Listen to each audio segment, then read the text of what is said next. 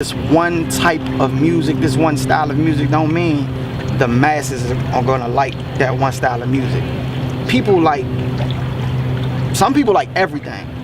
Some people like one style of music. I'm the type of person that likes everything, so I know what's popular at the time. I could move with the trends. I could, and that's what got me, my little bit of success now. And I'm trying to grow into something bigger outside of this area. And you gotta be like that. You gotta have that CEO, boss, entrepreneur like mindset, because if you don't, you're not gonna last long here. Because people here last for a summer. I mean, you got rappers that you thought that were doing shows, doing these big shows here. They were doing all this stuff. They was running with big cosigns and stuff. What are they doing now? You don't hear about them no more. Or if you do hear about them, it's something real small. It's nothing like, oh, he's still popping, or they still popping. It's like, either they still making consistent music, consistently hot music, or they put out something that's a brick and the area forget about them. If the area forget about them, everybody's gonna forget about them. You know what I'm saying? They still gonna have a few fans here and there, but that doesn't, like, you gotta be consistent. Like, I put out 8 projects. 8. You know what I'm saying? Since 2007, I put out 8 projects. And the fact that I stay consistent and relevant is the reason why I'm successful. The reason why I was top 10 last year in the DMV. This is what I personally think. I was top 10 last year in the DMV. This year, I'm top 5. Next year, I'm trying to be top 3. And that's gonna happen because I'm more consistent than everybody else. The carry out was just, it was like real, I don't know. I was just finding myself as an artist, and I put together a mixtape to just be hip hop. Like, I rapped over Amy Winehouse, rapped over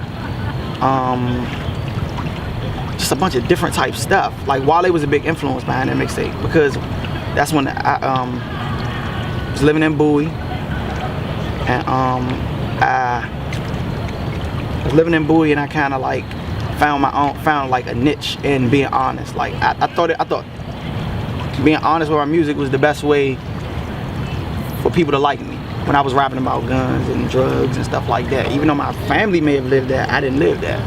So if I was to still be rapping about this now, my attitude wouldn't be questioned. Like, nobody would question me because I got family to back that up. You know what I'm saying?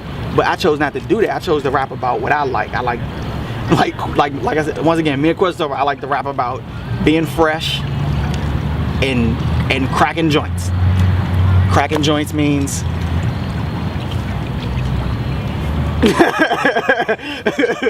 so I'm just saying. But that's what I like to rap about. And I did it real good. And I'm still making music the way I like to make it.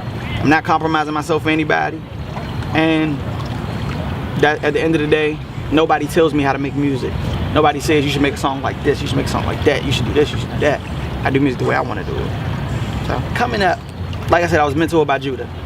Judah produced for Wale, Judah produced for a bunch of other, just major people and stuff like that. So I came up under his wing. He taught me the ropes. I used what he taught me to get ahead.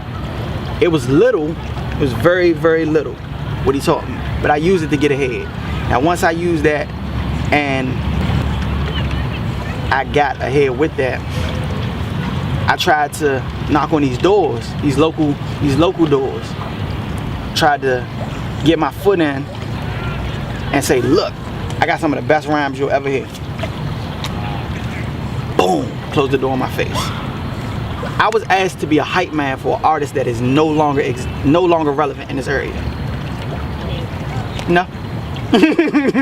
I'm not throwing nobody under the bus. I was asked to be a hype man for an artist that was no longer relevant in this area. Now, if you know my history, you know who I ran with. So I don't have to name any names. Then I was approached. No, I contacted Dre the Mayor, 368 Music Group. before 368 started. Contacted them. He managed me for a while. My manager now, Jay, was my PR. So he was managing me. He heard my mixtape that I was gonna quit. It was called Continue One Up. It was basically I was gonna quit doing music, period, because I got tired of not being acknowledged. So I was gonna quit doing music because I'm like, what's the point? What's the use in still making music if nobody's gonna listen to me? He loved it. With the little buzz I had, I used that to help my friends. I was always the type of guy to help my friends out. I'm not a selfish person. I always look out for whoever I can. You know what I'm saying? Whether they with DMG or not with DMG. Akeem wasn't with DMG, and I was getting Akeem these random shows. You know what I'm saying? Random shows with me and stuff. Keith was my longtime friend.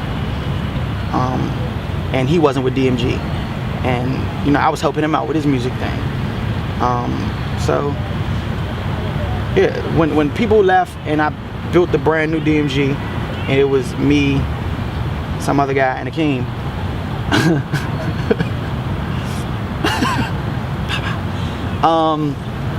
We just like did the whole Bowie thing, and we tried to make it. We tried to take over in Bowie, and we did that.